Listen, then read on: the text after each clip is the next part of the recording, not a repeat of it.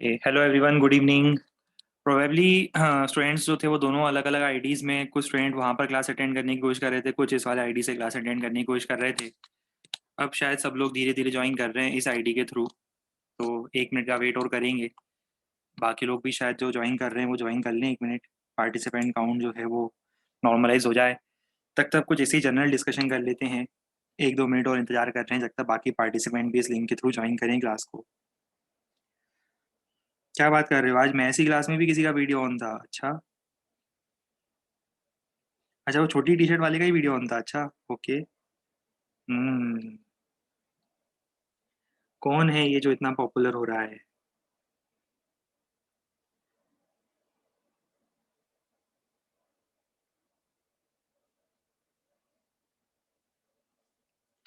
अब तो आज तो देख नहीं पाएंगे शायद, आज तो कैमरा की। हाँ। आज तो शायद ये कैमरा वाला ऑप्शन आप लोगों को मिल नहीं पा रहा होगा अभी, है ना? तो आज तो शायद वो अपॉर्चुनिटी मिल नहीं पाएगी।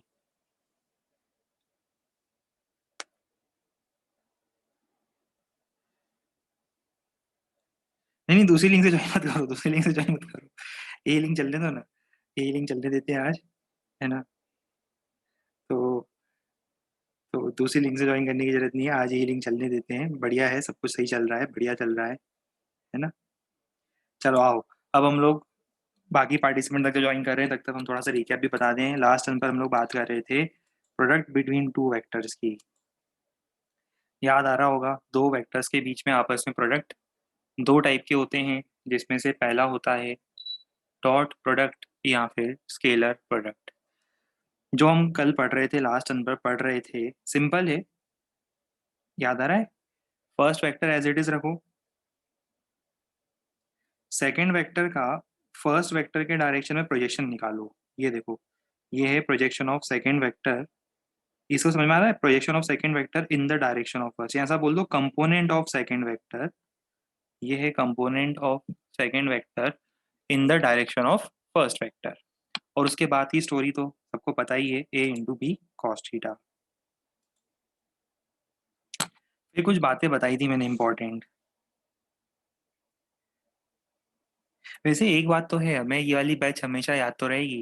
मतलब रोज रोज कुछ ना कुछ अच्छे नए नए इंसिडेंट होते ही रहते हैं, तो है ना, इस ब्याह पर हमेशा हमें याद रहेगा कि हाँ, लॉकडाउन हुआ था और लॉकडाउन में एक बैच ऐसी आई थी, है ना, जिसमें कंसेप्ट भी खतरनाक लगाते थे। आर्यभट्ट और रामानुजन और एक और क्या नाम था, हाँ, श्रीधराचार्य, तीनों मिलकर खतरनाक से खतरनाक कंसेप्ट लगाते थे।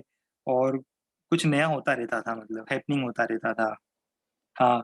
और बेस्ट फैशन सेंस का अवार्ड अगर किसी बैच को मिलना है तो ये हमारी ही बैच है जिसे बेस्ट फैशन सेंस का अवार्ड मिलेगा। करेंगे किसी दिन एक, है ना, ऐसा वो क्या बोलते हैं उसको, फैशन शो या क्या बोलेंगे उसको, कॉस्ट्यूम ड्रेस वाले कंपटीशन, फैंसी ड्रेस कंपटीशन करेंगे, ऐसा कुछ है ना। चलो एक दिन किसी दिन रखेंगे। अभी हाल फिलहाल स्केलर क्वांटिटी है, कम्यूटेटिव है। किसी ने हमसे पूछ लिया था कि सर डिस्ट्रीब्यूटिव क्या होता है, तो याद करो, वो चिंकी और मिंकी के हेल्प से हमने समझाया था किस तरह से चिंकी और मिंकी में हमें मल्टीप्लिकेशन को रिडिस्ट्रीब्यूट करना है। राइट। हाँ। तो डिस्ट्रीब्यूटिव मतलब वो चिंकी मिंकी वाला मेथड, बिल्कुल सही। और उसके बाद दो पैरेलल होंगे तो ए बी, एंटी पैरेलल होंगे तो माइनस ए बी, और अगर 90 डिग्री पर हैं तो ज़ीरो। यहाँ तक सब कुछ हो चुका था। अब आगे सुनो। अच्छा, आई कैप डॉट जे कैप या जे डॉट के या के डॉट आई कितना होगा? ज़ीरो होगा। क्यों होगा? देखो मैं बताता हूँ। मान लो ये आई कैप है, मान लो ये जे कैप है, और ये के कैप है। तीनों एक्स वाई जेड के होंगे। सपोज आई और जे की बात करते हैं, कंफ्यूज नहीं करता हूँ, सिर्फ आई और जे की बात करते हैं। इनके बीच में एंगल कितना है? 90 डिग्री। जब दो वेक्टर्स 90 डिग्री पर होते हैं तो डॉट प्रोडक्ट कितना आता है? ज़ीरो। इसका मतलब जब भी कोई हमसे बोले कि आई डॉट जे निकालो या जे डॉट के निकालो या के डॉट आई निकालो, हमारा आंसर क्या होगा? ज़ीरो होगा। बात समझ में आ गई है? बहुत बढ़िया। और इसको भूल जाओ ना, इससे कंफ्यूज हो जाओगे आप। इसको मैं हाइड कर देता हूँ।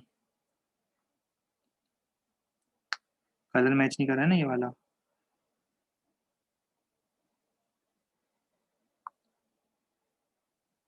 पूरा ही उड़ा देते हैं उसको।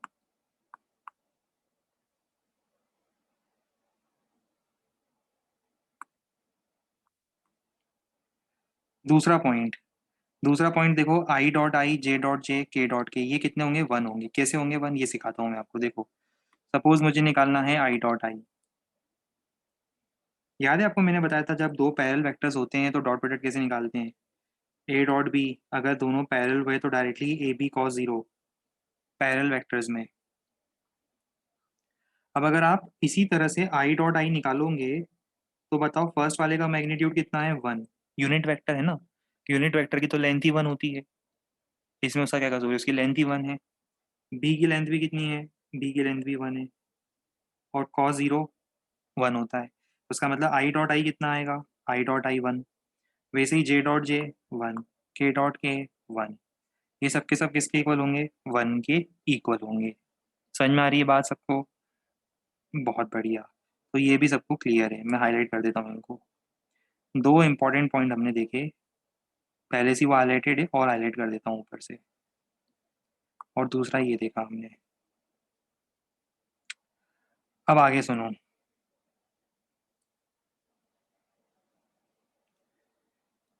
अभी नोट मत करना, कंफ्यूजन होगा। नोट करने से पहले समझ लेना, है ना, फिर बाद में आराम से नोट करना।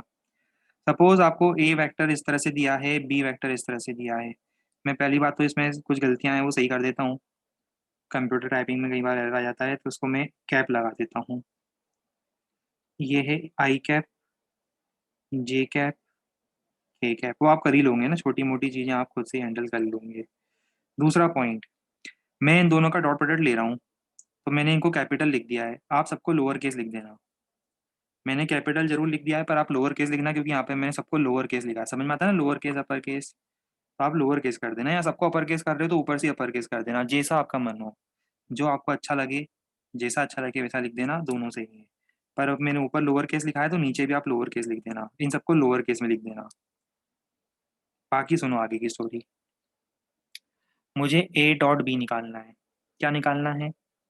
मुझे निकालना है ए डॉट बी। ये देखो, ए डॉट बी। बताओ क्या करें? कम्यूटेटिव है, याद है। डिस्ट्रीब्यूटिव भी है, वो भी याद है। तो डिस्ट्रीब्यूटिव है तो पहले पता क्या करूंगा, इसको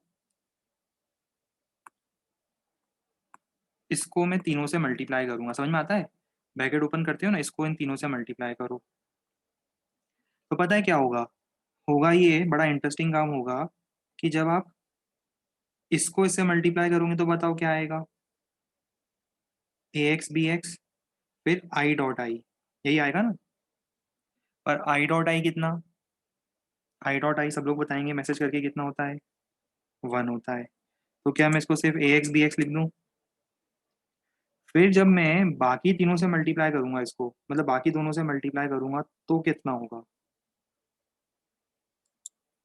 क्यों होगा जीरो बताओ?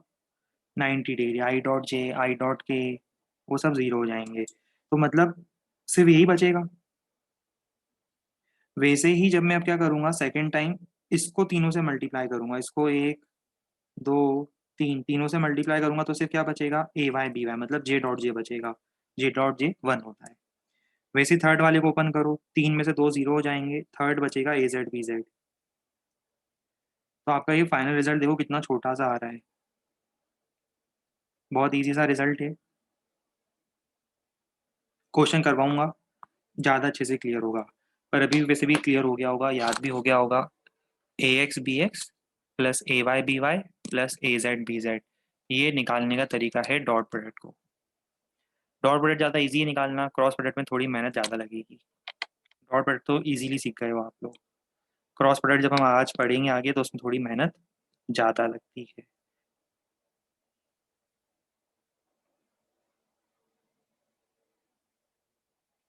चलो इसे नोट करेंगे अब हम लोग। फिर हमें बहुत सारे क्वेश्चंस भी गलत करने हैं। ठीक है, बहुत सारे गलत क्वेश्चंस करने के लिए दूंगा आपको मैं, जहां आप लोग हर क्वेश्चन में एरर करोगे। पर उससे पहले ये नोट कर लो। फिर खूब सारे क्वेश्चंस प्रैक्टिस के लिए, गलत करने के लिए आपको दूंगा मैं।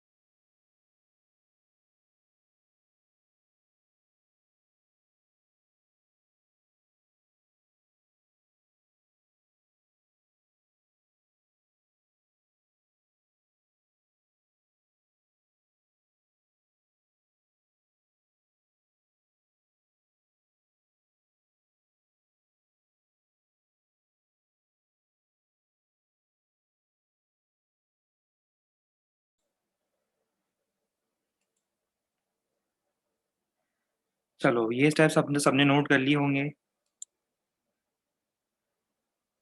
अभी डाउट मत पूछो, अभी आपको जो डाउट आ रहे हैं ना वो सब हम क्लियर करेंगे। अभी हमने क्रॉस प्रोडक्ट पढ़ थोड़ा ना लिया, पहले हम दोनों प्रोडक्ट पढ़ लें, आपको अपने आप पता चल जाएगा। अभी आप चिंता क्यों करते हो? हमने हर बार बताया ना, हम लॉजिकली सारी चीज़ें आपको बताएंगे, आपको चिंता नहीं करनी है। आपको जो कंसेप्ट बता रहे हैं अभी सिर्फ उस पर स्टेप बाय स्टेप फोकस करना है। जो बता रहे हैं पहले वो सीख लो, ठीक है? आगे 4 स्टेप आगे अभी जंप नहीं करना है। चलो अभी सिर्फ डॉट प्रोडक्ट सिखा रहे हैं, पहले वो सीखेंगे हम लोग, ठीक है? डॉट प्रोडक्ट्स में क्रॉस प्रोडक्ट नहीं घुसाएंगे अभी अपन, डॉट प्रोडक्ट सीखेंगे अलग, क्रॉस प्रोडक्ट सीखेंगे अलग। चलो पहला क्वेश्चन ये करो ट्राई।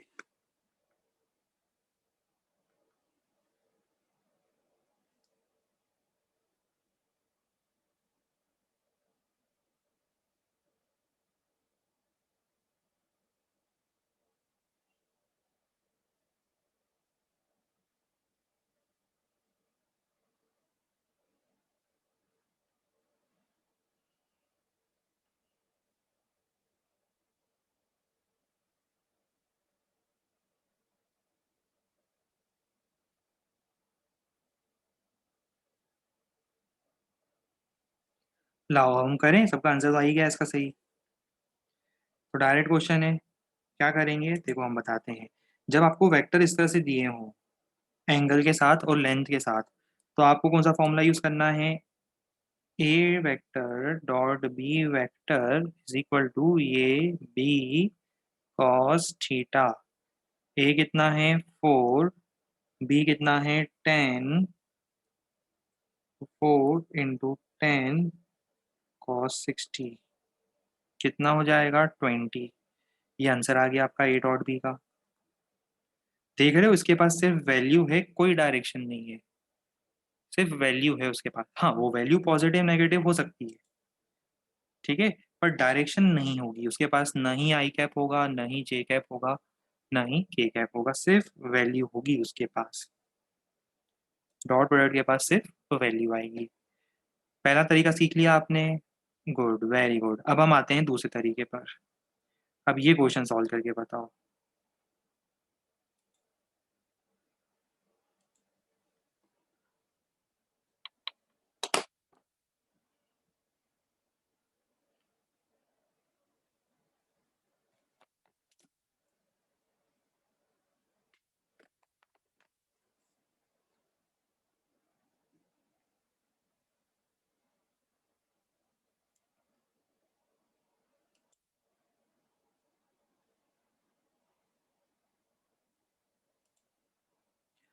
ऊपर का मिस हो गया, अरे ये तो खुद से लिख लो ना, ए बी कॉस थीटा लिखने में क्या स्क्रॉल अप करेंगे। वही मेथड है जो हमने बताया, वही करना है ना, आपका आंसर तो आ ही जाएगा 20।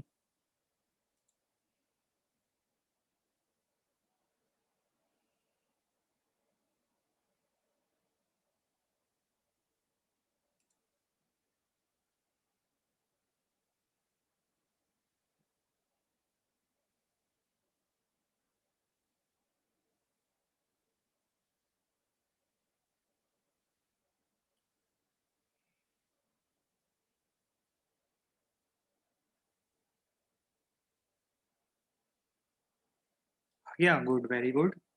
चलो देखते हैं अब क्या करना था। सबका आंसर आ गया, -6, बहुत बढ़िया। देखो, अभी हमने सीखा था, 2 मिनट पहले ही हमने सीखा था कि a डॉट b के लिए ax bx plus ay by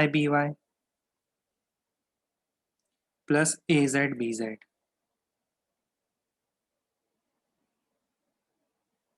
कितना आ रहा है? -6। सिर्फ वैल्यू आ रही है, कोई डायरेक्शन नहीं है। वैल्यू पॉजिटिव नेगेटिव हो सकती है, पर डायरेक्शन नहीं है इसके पास।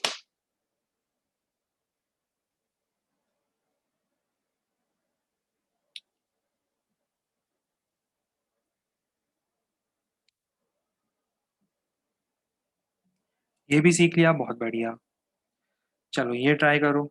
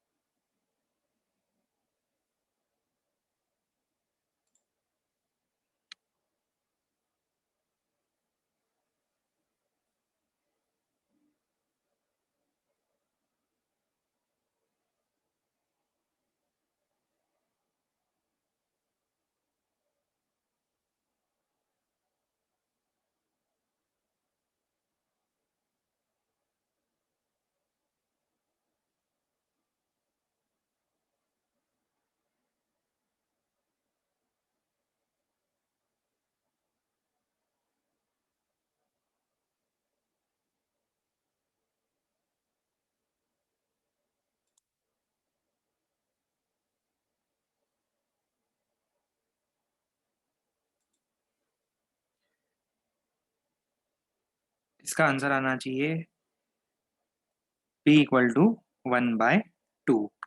काफी लोगों का आंसर आ गया था, है ना। देखो क्या करेंगे हम, सिंपल बात है। हमने कहा गया है कि दो वेक्टर परपेंडिकुलर हैं, तो बताओ परपेंडिकुलर वेक्टर होने का मतलब इनका डॉट प्रोडक्ट कितना होगा? याद है, परपेंडिकुलर वेक्टर्स हैं मतलब डॉट प्रोडक्ट 0 होगा। क्यों? क्योंकि if A is perpendicular to B, लिख देता हूं मैं पूरा। If A is perpendicular to B, then, इसको एक साथ ले आते हैं। If A is perpendicular to B, then we know that A dot B is 0। चलो इनका डॉट प्रोडक्ट निकालना आता है सबको। आई का आई के साथ 6, जे का जे के साथ -8, के का के साथ। ये डॉट प्रोडक्ट है और ये कितना करना है मुझे? 0। सॉल्व करते से ही मुझे अगले स्टेप में पी आएगा, दिख जाएगा 1/2। 30 सेकेंड्स मिलेंगे नोट करने के लिए, उससे ज़्यादा नहीं मिलेगा। उसके बाद हम ऊपर स्क्रॉल अप नहीं करेंगे। सफिशिएंट टाइम होता है लिखने के लिए। पहले क्वेश्चन लिखा करो, जब हम दिखाते हैं फिर सॉल्व करा करो, फिर 30 सेकेंड देते हैं लिखने के लिए, उतने टाइम में लिख लिया करो। फिर स्क्रॉल अप स्क्रॉल डाउन हम नहीं करेंगे। बार बार हमें सबके लिए अलग से स्क्रॉल अप स्क्रॉल डाउन करना डिफिकल्ट होता है, सबको समझना चाहिए, है ना। कि हर स्टूडेंट अगर ऐसे रिक्वेस्ट करेगा please scroll up please scroll down, done sir not done sir, तो हमारे लिए प्रॉब्लम होती है। तो ऐसे अननेसरी प्रॉब्लम क्रिएट करने से फिर हम क्या होगा, मैसेज ही नहीं पढ़ पाएंगे। तो मैसेज नहीं पढ़ पाएंगे तो मैसेज पढ़ना ही बंद कर देंगे। तो इसीलिए हमें मैसेज नहीं करना है, गिवन टाइम में लिखना है। फिर भी नहीं लिख पाए तो रिकॉर्डिंग मिलती है, फिर रिकॉर्डिंग से कंप्लीट करना है।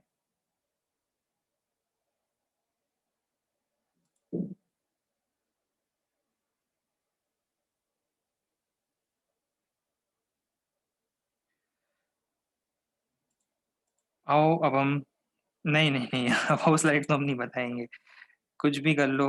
अब तो हम ऊपर वाली स्लाइड नहीं बताएंगे, आखिरी बार बता रहे हैं, अगली बार से नहीं बताएंगे।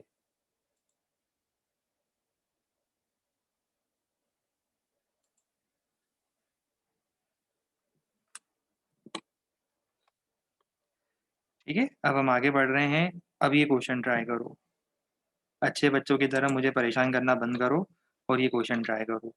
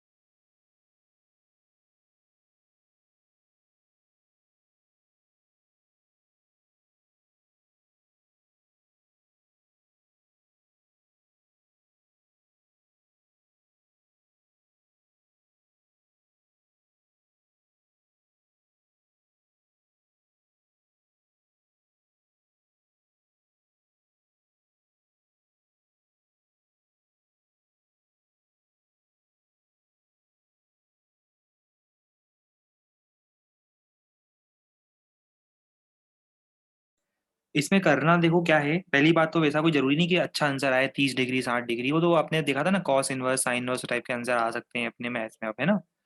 अब तो 11वीं में ऐसे भी आंसर आते हैं एंगल के। देखो अब इसमें करना क्या है, डॉट प्रोडक्ट का सबसे बड़ा यूज है ना दो वेक्टर्स के बीच में एंगल फाइंड करने के लिए भी होता है। कैसे फाइंड करेंगे सीखो, फॉर्मूला याद करो, A dot B is equal to A B cos theta. तो पहले मैं ए डॉट बी निकाल देता हूँ, ए डॉट बी निकाल सकते हो, ए डॉट बी, पहले एक काम करता हूँ, पहले तो ए निकालता हूँ, सिर्फ ए निकालते हैं। बताओ ए कितना आएगा, root of x square plus y square plus z square, है ना, 21। वैसे ही बी निकाल लो, 3 2 4, कितना, 16 9 25 9 29, यही आ रहा है, √21 √29। बढ़िया। अब इसके बाद डॉट प्रोडक्ट भी निकाल ही लो लगे हाथों,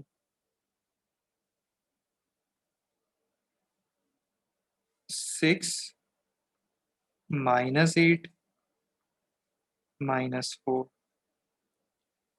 -6 हो जाएगा ये। इन तीनों को उठाकर यहाँ रख दो, देखो क्या मिलेगा, -6 is equal to √21 √29 cos theta.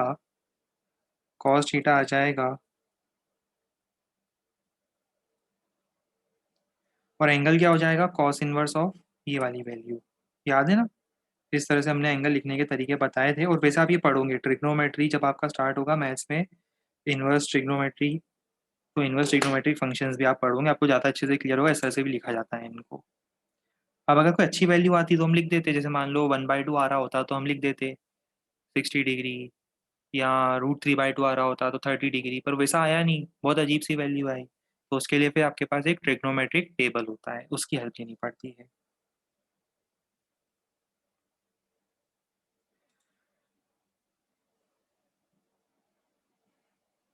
30 second है आपके पास, नोट कर लो, फिर नहीं स्क्रॉल अप होगा नहीं स्क्रॉल डाउन होगा।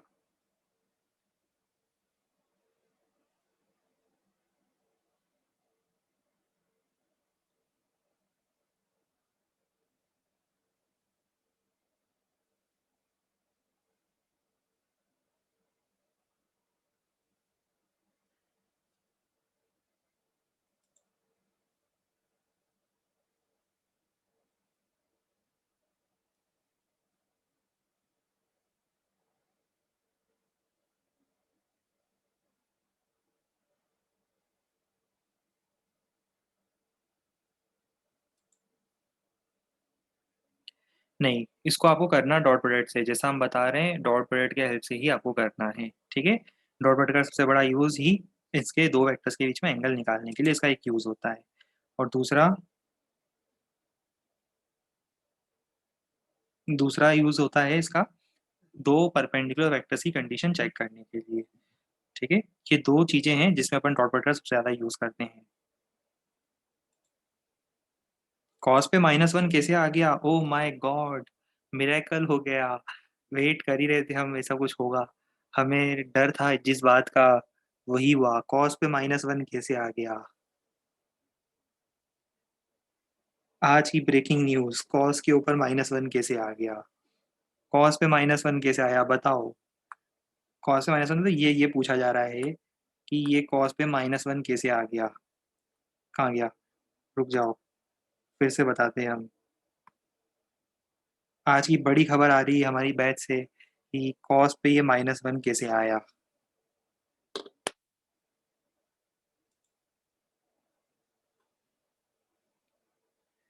ये लिखने का तरीका होता है, जब भी आपको कॉस थीटा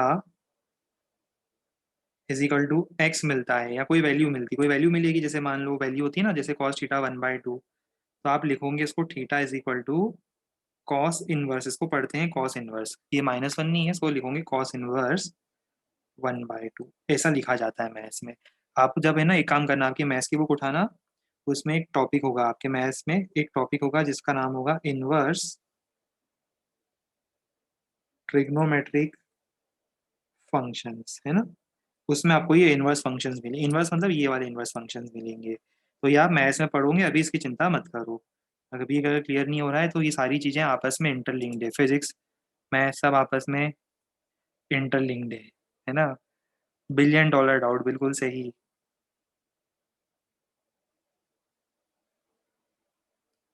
हालांकि हम ये सब बहुत पहले से डिस्कस करते आ रहे हैं, हर एक दिन एक एक छोटा छोटा कंसेप्ट डिस्कस करते आ रहे हैं, पर इट्स ओके, है ना, इट्स नॉर्मल, क्योंकि आप लोगों के माइंड में इतने सारे टेंशन ऑलरेडी रहते हैं पहले से ही, तो हो सकता है ये सब चीज़ें भूल जाते हो। तो there is nothing to worry about, you are perfectly fine, बिल्कुल चिंता मत करो, ठीक है। डॉट प्रोडक्ट में रिजल्टेंट का डायरेक्शन हो भी सकता है, नहीं, देखो, जितने सालों से हमने पढ़ाया है कभी डॉट प्रोडक्ट में हमने तो डायरेक्शन नहीं लगाया। अब आप डायरेक्शन लगाना चाहते हो हमारे मना करने के बाद भी, तो लगा दो, अब हम क्या कर सकते हैं।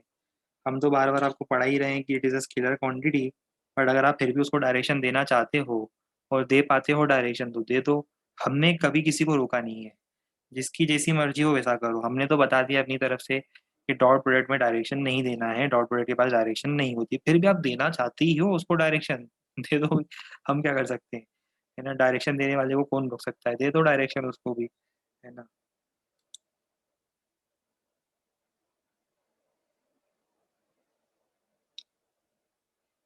आपको चिंता नहीं करनी है, डायरेक्शन क्यों नहीं दे रहे उसकी चिंता नहीं करनी है, सब कुछ आप वेक्टर्स इन 3D में पढ़ोगे। अभी आपको बस जो बेसिक प्रॉपर्टीज बता रहे हैं फिजिक्स स्टार्ट करने के लिए, उतना अपने को रिक्वायर्ड है। बाकी बहुत सारी चीज़ें इन डेप्थ भी होती है, जैसे इंटीग्रेशन में बहुत सारी चीज़ें इन डेप्थ होती है, वैसे ही बहुत सारी चीज़ें इन डेप्थ होती है ट्रिग्नोमेट्री में, वो सब कुछ आप मैथ्स में पढ़ोगे। हमारा मैथमेटिकल टूल का एम है कि जो टूल्स होते हैं, छोटे छोटे टूल्स होते हैं जो हम लोग यूज़ करेंगे फिजिक्स पढ़ने के लिए, बस उसका ओवरव्यू हमें मिल जाए। बाकी आप डिटेल में पढ़ोगे कि क्यों डायरेक्शन नहीं दी इसको, दूसरे वाले को क्यों डायरेक्शन देंगे, सब कुछ डिटेल में 12th क्लास में मैथ्स में एक टॉपिक है वेक्टर्स इन 3D, उसमें आप वेक्टर्स को 3 डायमेंशन में देखोगे, सब कुछ क्लियर हो जाएगा। उसमें आप ट्रिपल प्रोडक्ट भी निकालोगे, है ना। तो scalar triple product, vector triple product, सारी चीज़ें आएगी। अभी ये छोटी सी टूल किट है जो आपको बस यहाँ पर इतना ही यूज़ है कि हम आगे फिजिक्स पढ़ेंगे उसमें ये टूल्स का यूज़ होगा।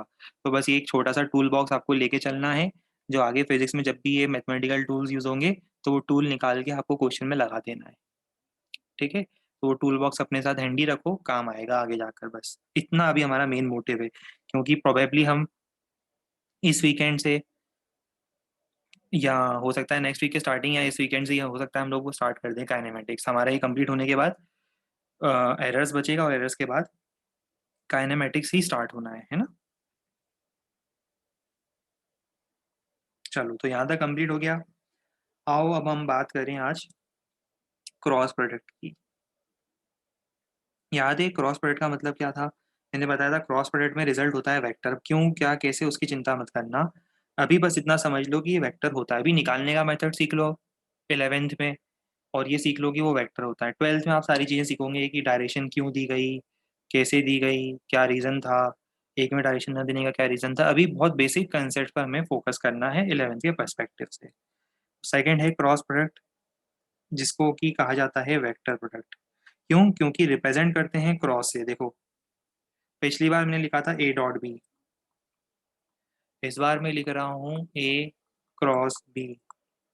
तो पहली बात तो रिप्रेजेंट करते हैं क्रॉस से, इसलिए क्रॉस प्रोडक्ट। दूसरा, इसके पास डायरेक्शन होती है, रिजल्टेंट जो आएगा उसके पास डायरेक्शन है। देखो, इसमें रिजल्टेंट के पास डायरेक्शन है, इसीलिए इसको कहा जाता है वेक्टर प्रोडक्ट। पिछली बार था डॉट, यहाँ स्केलर प्रोडक्ट, इस बार एक क्रॉस या वेक्टर प्रोडक्ट। पिछली बार याद है आपने कॉस थीटा लिया था, ए इंटू बी कॉस थीटा। इस बार आप लोगे ए इंटू बी साइन थीटा। इतना जरूर बता देते हैं आपको साइन थीटा लेने का रीजन क्या है। अभी एन कैप भूल जाओ, है ना, थोड़ी देर बाद बताएंगे एन कैप। पहले समझो, इतना ही समझो कि साइन थीटा क्यों आया।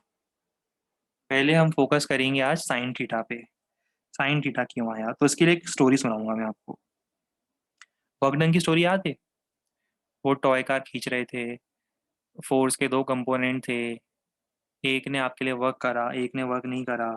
एफ कॉस थीटा काम का था, एफ साइन थीटा कुछ काम ही नहीं कर पा रहा था क्योंकि वो डिस्प्लेसमेंट के डायरेक्शन में नहीं था। ठीक है, पर आज एक इंटरेस्टिंग स्टोरी है। आज की इंटरेस्टिंग स्टोरी क्या है, वो ये है कि हमारे पास यहाँ पर एक रॉड थी जिसको हमने पाइवोट करा था। पाइवोट करने का मतलब मैं बता दूंगा अभी। एक ये रॉड थी, इसको हमने पाइवोट कर दिया। पाइवोट करने का मतलब किसी पॉइंट पर हमने हिंज कर दिया। हिंज या पाइवोट करने का मतलब है उस पॉइंट पर वो रोटेट कर सकती है। जैसे आपके दरवाजे होते हैं घर के, वो पाइवोटेड होते हैं। पाइवोटेड होने का मतलब उनके पास एक एक्सिस ऑफ रोटेशन होता है, इसके अबाउट वो पाइवोट होते हैं। देखा है दरवाजे यहाँ पर इसके अबाउट पाइवोटेड होते हैं, हिंज होता है, और इसके अबाउट वो रोटेट कर सकते हैं। ठीक है, दरवाजा खुल बन सकता है इसके अबाउट। तो रॉड भी ऐसे ही। हाँ, जैसे किसी काऊ को एक तरफ से बांध देते हैं। Good, very good. बस बिल्कुल सही, आप लोगों का लर्निंग कर बिल्कुल स्टीप हो गया है, समझ गए हो। तो वो काऊ से रोटेट कर सकती है, उसी तरह से मान लो। Good, I am so proud of you, the whole nation is proud of you. आपको क्लियर हो गया है।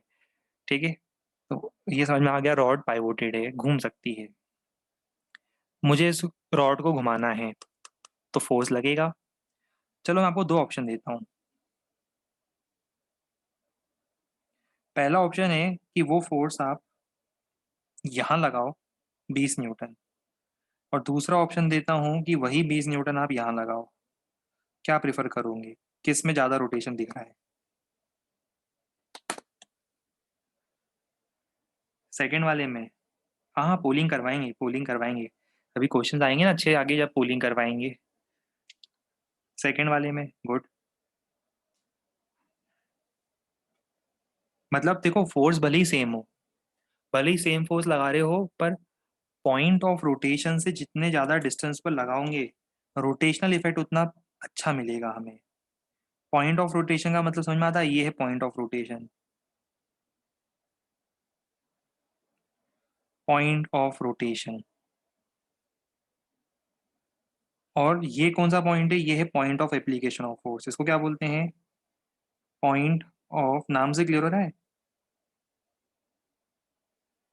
Application of force. तो ये दोनों पॉइंट्स के बीच में डिस्टेंस जितना ज़्यादा होगा, मतलब पॉइंट ऑफ रोटेशन के कंपैरिजन में point of application of force जितने ज़्यादा डिस्टेंस पर होगा, जितना ज़्यादा आर होगा। ये आर देख रहे हो, ये आर वेक्टर देख रहे हो? आर वेक्टर क्या है? Position vector. थोड़ा है ना यहाँ पे इंजीनियरिंग लॉजिक लगेगा, तो थोड़ा समझने की कोशिश करना। आर वेक्टर है, हालांकि मैं समझा सब कुछ लॉजिकल रहा हूँ, समझ में आना भी चाहिए वैसे। इंजीनियरिंग माइंडसेट होगा, बिल्कुल इजीली समझ में आ जाएगा। देखो, R vector is position vector. Position vector पढ़ा है हमने। Position vector of what? Position vector of point of application of force, मतलब जहाँ पे हम फोर्स अप्लाई कर रहे हैं, with respect to point of rotation. Point of rotation से point of application of force जितने ज़्यादा दूर होगा, रोटेशन उतना अच्छा मिलेगा हमें, सेम फोर्स पे उतना अच्छा रोटेशन मिलेगा। ये रीज़न होता है। डोर के नॉब्स देखे आपने? घर में दरवाजा होता है, उसके हैंडल होते हैं, नॉब्स होते हैं, कहाँ होते हैं? नॉब यहाँ होता है। देखो क्यों? क्योंकि ये सबसे ज़्यादा डिस्टेंस है। क्या कभी आपने कोई ऐसा दरवाजा देखा है क्या जिसमें ये डोर नॉब यहाँ यहाँ लगा हो, कहीं बीच में लगा हो? और लगा भी होगा तो आपने देखा है उसको घुमाना फिर बहुत डिफिकल्ट हो जाता है, ज़्यादा ताकत लगानी पड़ती है। और अगर और ज़्यादा यहाँ शिफ्ट कर दूंगा तो और ज़्यादा एफर्ट्स, और ज़्यादा मुझे एफर्ट लगाने पड़ेंगे।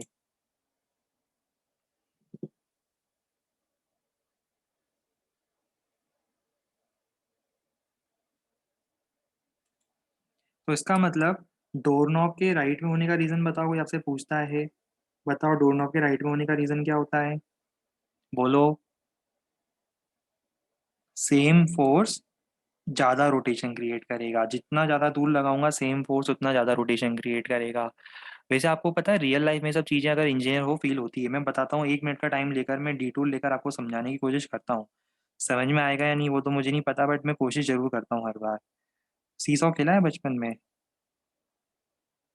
सीसॉ खेला है?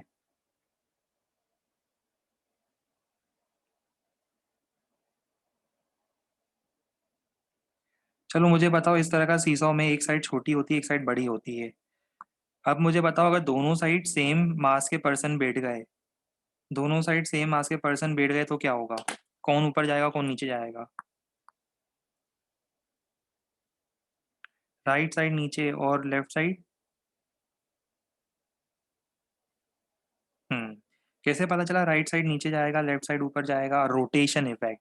क्योंकि दोनों का वेट उतना ही है, दोनों का ग्रेविटी उतना ही है। देखो दोनों ग्रेविटी उतना ही लगा रहे हैं, दोनों का वेट इक्वल है, मतलब दोनों का फोर्स इक्वल है। पर सेंटर ऑफ रोटेशन से, क्योंकि ये ज़्यादा डिस्टेंस है, R2 ज़्यादा है और R1 कम है, इसका मतलब इसका रोटेशन इफेक्ट ज़्यादा होगा। तो ये डिसाइड करेगा रोटेशन कहाँ होगा, और ये चाहता है कि रोटेशन इसके साइड हो, मतलब ऐसा हो। बात समझ में आ गई? मतलब जितने ज़्यादा डिस्टेंस पर फोर्स लगेगा, सेम फोर्स का रोटेशन इफेक्ट उतना ज़्यादा होगा। और भी रियल लाइफ बहुत सारे एग्जांपल्स होते हैं, पर अभी कंफ्यूजन अवॉइड करने के लिए मैं वो अवॉइड करूंगा, नहीं तो अभी कंफ्यूज हो जाऊंगे। ठीक है। अब आगे कहाँ गए? हाँ यहाँ थे हम लोग। तो भाई सबसे पहली बात हमें समझ में आई कि डिस्टेंस ज़्यादा होने से रोटेशन अच्छा होगा। तो सुनो, एक ऐसी क्वांटिटी जो किसी ऑब्जेक्ट के रोटेशन के लिए रिस्पॉन्सिबल होती है उसको हम बोलते हैं टॉर्क। क्या बोलते हैं? टॉर्क। नाम सुना है आपने? ये आया था, ये आया था कहाँ पर? Moment of force. Good, very good, याद आ गया आप लोगों को, यूनिट्स एंड डायमेंशन। इंजन का टॉर्क, मोटर का टॉर्क, मतलब रोटेशन की पावर, रोटेशन की एबिलिटी क्या है। तो देखो, ये जो रोटेशन का मेजरमेंट होता है ना, कौन कितना ज़्यादा टॉर्क प्रोवाइड करेगा वो इस बात पे डिपेंड करता है कि फोर्स का डिस्टेंस कितना है।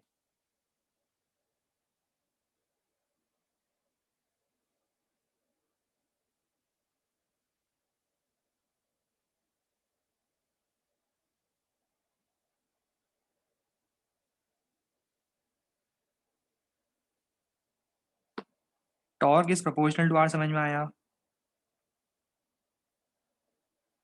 जितना ज़्यादा डिस्टेंस पे लगाओगे सेम फोर्स उतना ज़्यादा रोटेशन होगा। चलो मैं क्वेश्चन चेंज करता हूँ, अब आपको दो ऑप्शन देता हूँ। पॉइंट फिक्स कर देते हैं, इसी पॉइंट पे फोर्स लगाना है। पर 20 न्यूटन भी लगा सकते हो, 40 न्यूटन भी लगा सकते हो, बताओ क्या प्रेफर करोगे? मतलब सेम पॉइंट पर जितना ज़्यादा फोर्स होगा टॉर्क उतना ज़्यादा होगा। मतलब फोर्स के भी तो प्रोपोर्शनल होगा। भाई ज़्यादा जोर से खींचोगे, दरवाजा जोर से बंद होगा। जब घर वाले आपसे परेशान होकर आपको घर से बाहर निकाल देते हो, आप एकदम से दरवाजा जोर से खींच के जाते हो ना, जोर से बंद करके जाते हो, तो ज़्यादा जोर से फोर्स लगाते हो। ठीक है, बिल्कुल वैसा ही केस है ये। ज़्यादा फोर्स ज़्यादा टॉर्क, कम फोर्स कम टॉर्क। तो क्या मैं ऐसा बोल दूं कि torque is equal to r into F.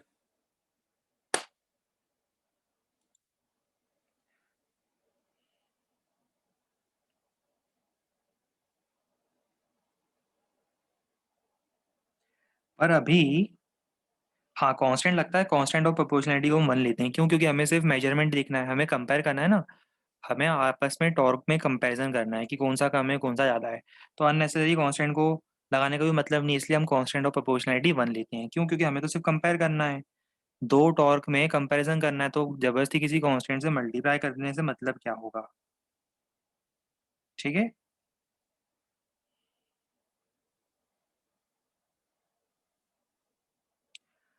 तो इसका मतलब आर इंटू एफ। पर अभी सुनो, स्टोरी कंप्लीट नहीं हुई है, स्टोरी में एक ट्विस्ट आया। ट्विस्ट देखो क्या आया, सब कुछ समझने के बाद आपको ये क्लियर हो जाएगा। ट्विस्ट ये आया, ये मैं साइड कर देता हूँ, मतलब आप लिखोगे कैसे बाद में, है ना, इसको लिखना भी तो पड़ेगा आपको बाद में। पर स्टोरी में एक ट्विस्ट है। ट्विस्ट ये है कि बताओ, मैं फोर्स अगर इस पर ऐसे लगा दूं तो क्या होगा? क्या रॉड रोटेट करेगी? क्या रॉड और तेज रोटेट करेगी? क्या होगा बताओ, ऐसे फोर्स लगाने पर क्या होगा? कोई फायदा नहीं होगा। कहने का मतलब यहाँ पर एक इम्पॉर्टेंट चीज आप भूल रहे हो कि डायरेक्शन भी मैटर करेगी। डायरेक्शन से मेरा मतलब है,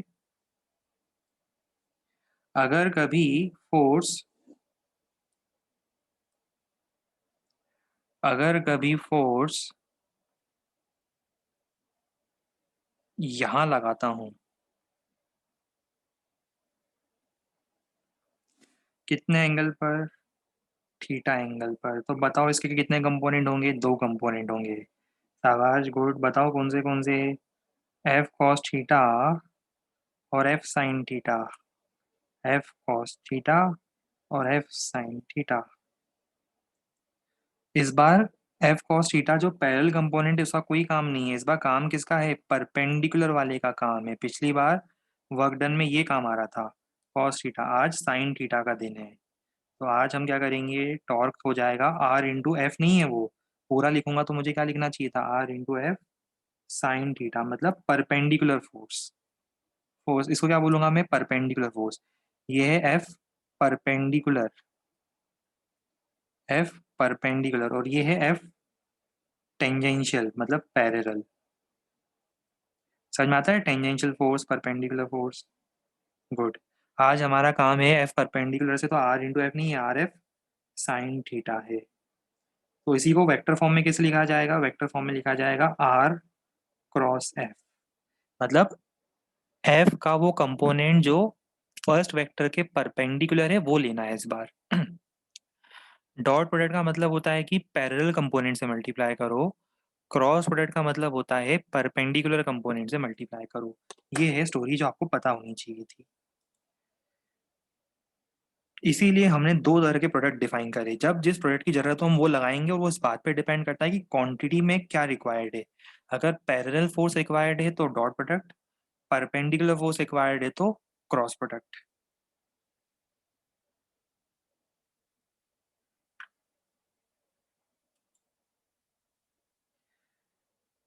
अच्छा अब सुनो, अभी नोट करने से पहले पढ़ो जरा ध्यान से क्या लिखा है। हमने लिखा है कि दो वेक्टर्स का cross product is also a vector quantity. Result भी वेक्टर होगा। अगर रिजल्ट वेक्टर है तो उसके पास क्या होगा बताओ? दो चीजें होगी। वेक्टर के पास क्या होगा? रिजल्ट अगर वेक्टर है तो उसके पास दो चीजें होगी, एक होगी वैल्यू, एक होगी डायरेक्शन। तो देखो वैल्यू क्या दिख रही है आपको? ये देखो, ये वैल्यू दिख रही है, ये है वैल्यू। मैं लिख देता हूँ, है ना, कंफ्यूजन नहीं हो आपको कहीं, नहीं तो आप लोगों को बहुत कंफ्यूजन होता है। तो ये है वैल्यू।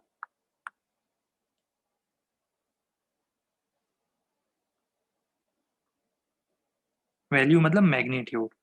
और साथ में डायरेक्शन देने के लिए मैं एन कैप लगाऊंगा। अभी मैंने आपको वैल्यू निकालना सिखा दिया है। वैल्यू होती है A B sine theta. Direction कैसे निकालते हैं वो हम थोड़ी देर बाद सीखेंगे। एक साथ सारी चीजें सीखेंगे तो गड़बड़ हो जाएगी ना। तो डायरेक्शन हम थोड़ी देर बाद बताएंगे। अभी सिर्फ वैल्यू बताइए। डायरेक्शन एन कैप से डिटरमाइन होती है, और एन कैप की डायरेक्शन कहाँ से आती है वो आगे आएगा, टू बी कंटिन्यूड। अभी सिर्फ इतना नोट करो।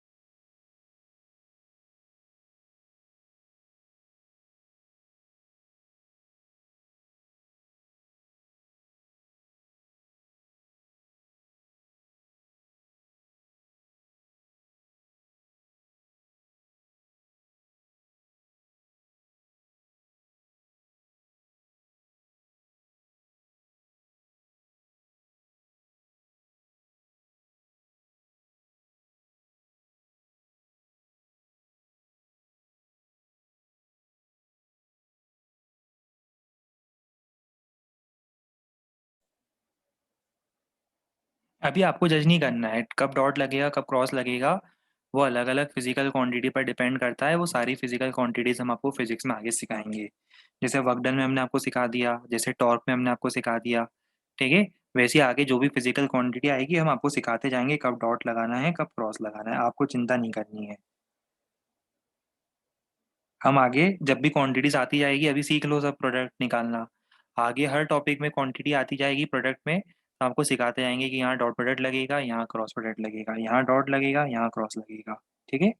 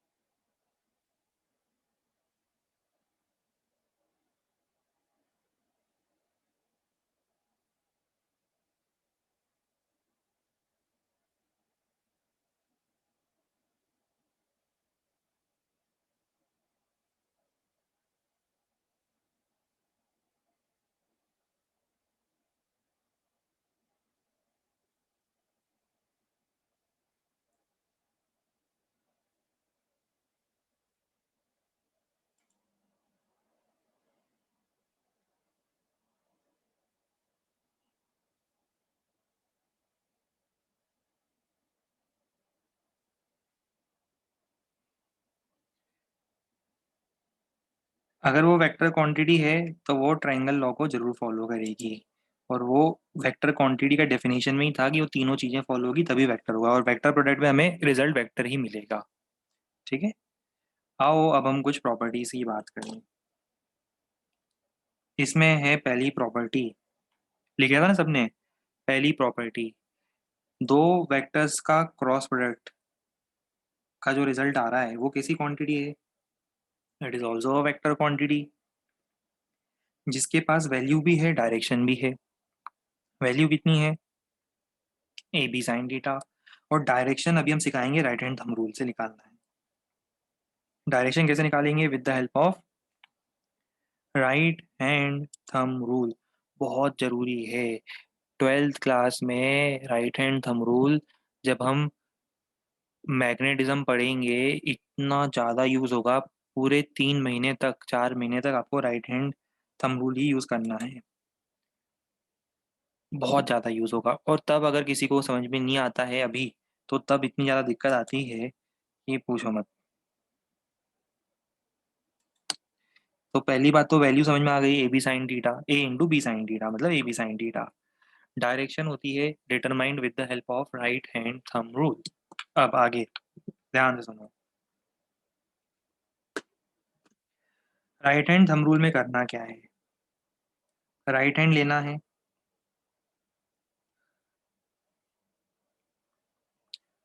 और जैसे आपको सी वेक्टर की डायरेक्शन निकालनी है, तो फर्स्ट वेक्टर कौन सा है जिसको आप पहले लिख रहे हो, ये फर्स्ट वेक्टर होगा, ये सेकंड वेक्टर होगा, ध्यान रखना। इस बार ये फर्स्ट वेक्टर है, फर्स्ट वेक्टर, और ये है सेकंड वेक्टर। जो पहले आएगा वो फर्स्ट वेक्टर होगा। फर्स्ट वेक्टर की तरफ राइट हैंड के फिंगर्स को रखो, क्या रखो, राइट हैंड के फिंगर्स को फर्स्ट वेक्टर की तरफ रखो। रखा।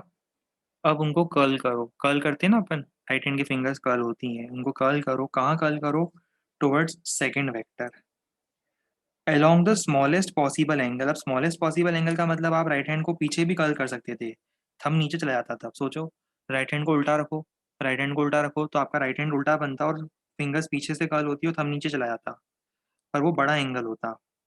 समझ में आ रहा है? बड़ा एंगल होता वो। आपको करना है छोटे एंगल से कर्ल। छोटा एंगल तो यही दिख रहा है मुझे, ठीक है? तो छोटे एंगल से कर्ल करो। छोटे एंगल से कर्ल करने के बाद थंब की जो डायरेक्शन आएगी वो डायरेक्शन होगी ये, वो डायरेक्शन होगी ए क्रॉस बी की डायरेक्शन। किसकी डायरेक्शन होगी? ए क्रॉस बी की डायरेक्शन होगी with the help of right hand thumb rule. वैसे तीन रूल होते हैं, राइट हैंड थंब रूल होता है, एक राइट हैंड पाम रूल भी होता है, और एक कॉर्क स्क्रू रूल होता है। तीन रूल होते हैं, तीनों से ही आंसर मिलता है। पर हम आपको अभी ये बताएंगे और हम इसी के हेल्प से आपको क्वेश्चंस में भी सॉल्व करवाएंगे। बाद में 12th में जब रिक्वायरमेंट होती है तब हम राइट हैंड पाम रूल भी बताते हैं। कॉर्क स्क्रू रूल कभी लगाते ही नहीं, कोई नहीं लगाता। ठीक है, दो रूल लगाते हैं, या तो राइट हैंड थंब रूल या राइट हैंड पाम रूल। अभी 11th में हम लोग राइट हैंड थंब रूल पढ़ेंगे, 12th में हम आपको राइट हैंड पाम रूल भी सिखाएंगे। अभी आपको राइट हैंड थंब रूल से काम चलाना है, ठीक है? एक बार में एक ही चीज, कोई कंफ्यूजन नहीं होगा लाइफ में। तो राइट हैंड लेना है, फिंगर्स को कर्ल करना है फर्स्ट वेक्टर से सेकंड वेक्टर की तरफ along smallest possible angle. Thumb जहां जाएगा वो डायरेक्शन है क्रॉस प्रोडक्ट की डायरेक्शन। समझ में आ गई बात? आपको समझ में आ रहा है कि थंब की डायरेक्शन हमेशा इन दोनों के परपेंडिकुलर ही होगी। ये मत बोला सर हमारा अंगूठा तो टेढ़ा है, सर बचपन से ही हमारा अंगूठा टेढ़ा था, ठीक है, आड़ा तिरछा अंगूठा था, तो अब हम क्या करें? वो सब डाउट नहीं आने चाहिए। आपको समझ में आना चाहिए कि ये डायरेक्शन जो है ये प्लेन के परपेंडिकुलर है। प्लेन के परपेंडिकुलर समझते हो? ए से भी घुमाओगे तो थंब जो है वो प्लेन के परपेंडिकुलर ले जाना है। प्लेन समझते हो? प्लेन मतलब इसको प्लेन बोलते हैं।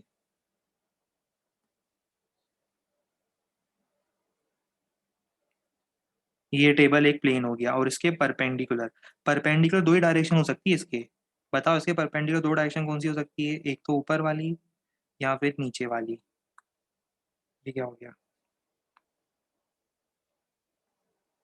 एक ऊपर वाली डायरेक्शन में फिर से बना देता हूँ, ये ऊपर वाली डायरेक्शन हो सकती है।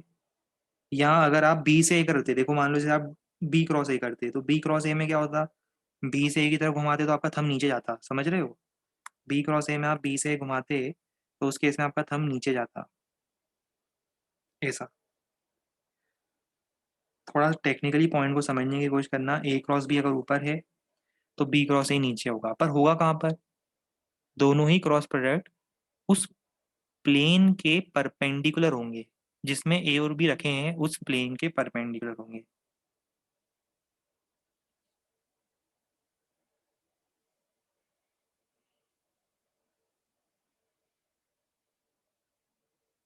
गुड, समझदार लोग समझ गए कि इस बार ये कम्यूटेटिव नहीं है।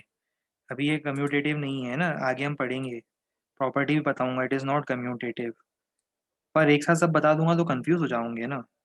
चलो इतना बता देता हूँ, यहाँ तक बता देता हूँ पहले।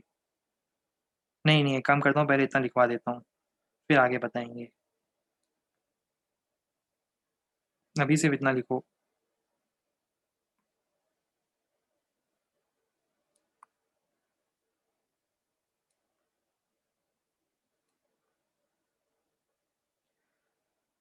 फिर आगे की स्टोरी बताएंगे आपको।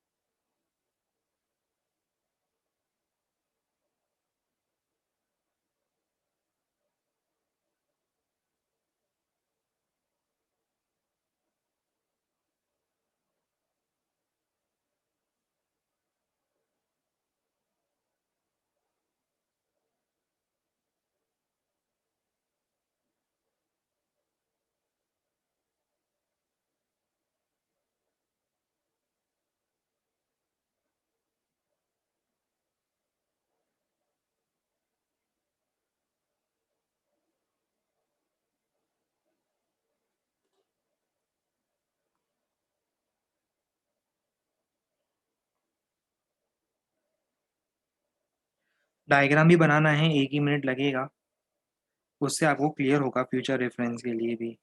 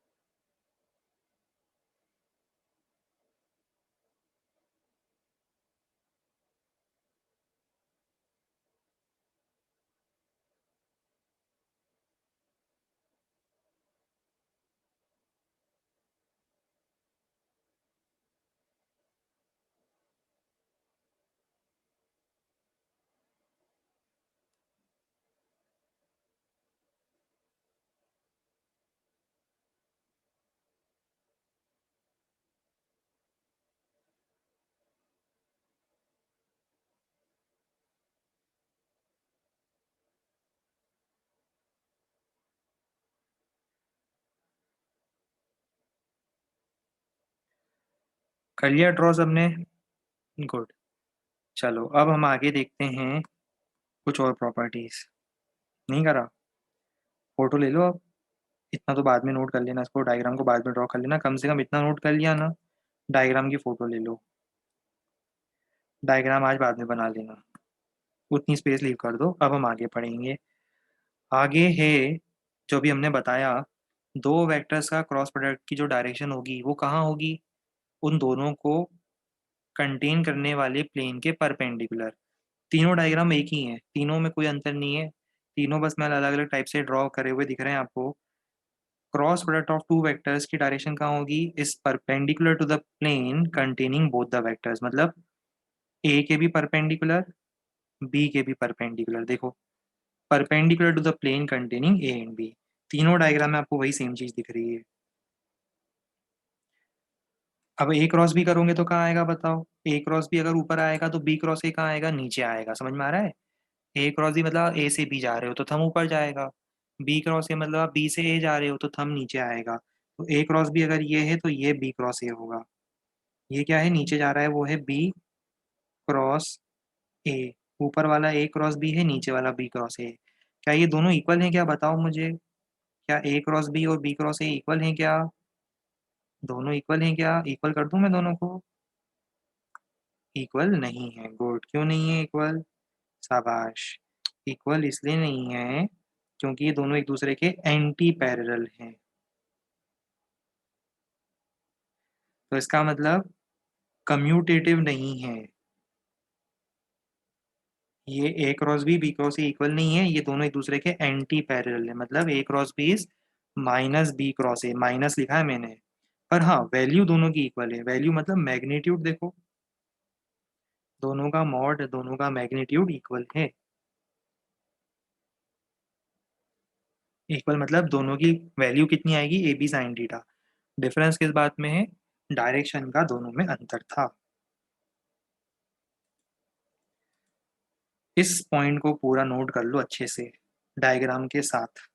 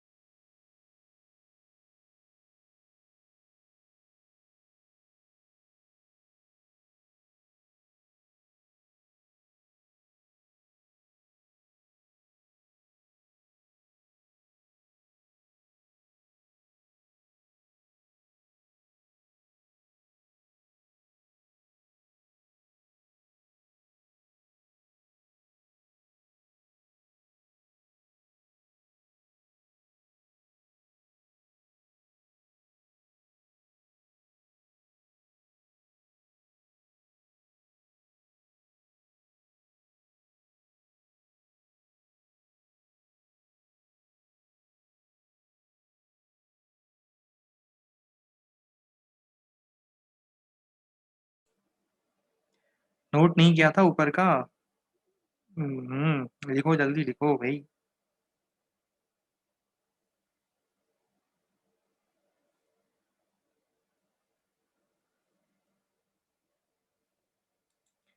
अब हम ये बोल रहे थे कि आज के लिए सिर्फ ये लास्ट एक पॉइंट और ऐड करेंगे। बाकी जितने भी पॉइंट्स हैं ये सब एक साथ इंटर रिलेटेड हैं, जो आपको नेक्स्ट टर्न पे सिखाएंगे। आज सिर्फ एक पॉइंट और एक्स्ट्रा ऐड करेंगे। कम्यूटेटिव भले ही ना हो, पर डिस्ट्रीब्यूटिव जरूर है। डिस्ट्रीब्यूटिव समझ में आया? वही चिंकी मिंकी वाला। तो डिस्ट्रीब्यूट जरूर कर सकते हो, ब्रैकेट को ओपन कर सकते हो। कम्यूटेटिव नहीं है, but it is distributive in nature. इसे भी नोट कर लो।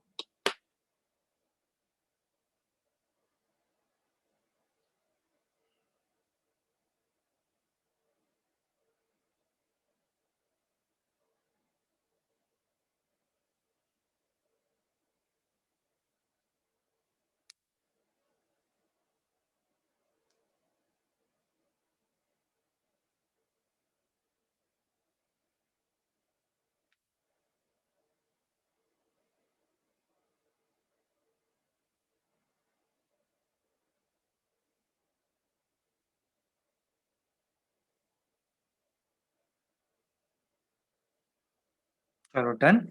ठीक है, इसको आज हम यहाँ पॉज कर रहे हैं। नेक्स्ट टर्न पर प्रोबेबली हमारा मुझे लगता है वेक्टर्स वाला पोर्शन कंप्लीट हो जाएगा कल। प्रोबेबली 99% चांसेस हैं कि हमारा वेक्टर्स में क्रॉस प्रोडक्ट निकालने का मेथड बता दिया है, तो प्रोबेबली हमारा पोर्शन कल कंप्लीट हो जाएगा वेक्टर्स का। फिर उसके बाद एरर्स बचेगा, और उसके बाद हम लोग काइनेमेटिक स्टार्ट करेंगे। राइट, चलिए, तो उसको यहाँ पे पॉज कर रहे हैं।